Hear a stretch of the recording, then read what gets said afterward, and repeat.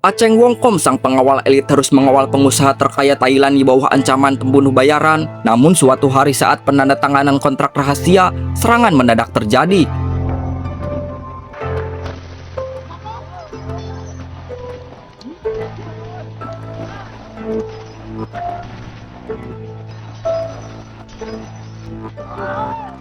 Aceng yang berjuang mati-matian berhasil menarik majikannya keluar, namun sang majikan harus tetap tewas tertembak di dada.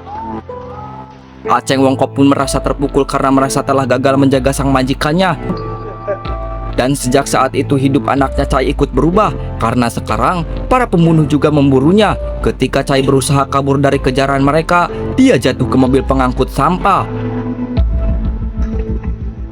Hingga Chai kemudian bersembunyi di sebuah kawasan kumuh. Sementara Aceng yang juga ikut terlibat juga mengalami masalah, karena sekarang para pembunuh juga memburunya.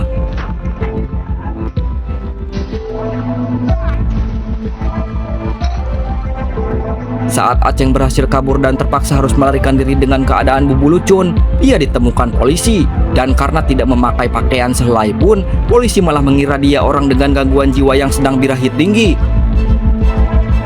Akhirnya bodyguard yang seharusnya melindungi Chai malah masuk rumah sakit jiwa. Sementara Chai ternyata belum benar-benar aman. Suatu hari wajahnya muncul di siaran berita.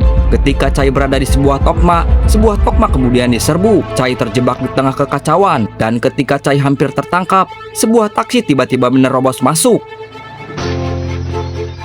Ternyata itu Aceng.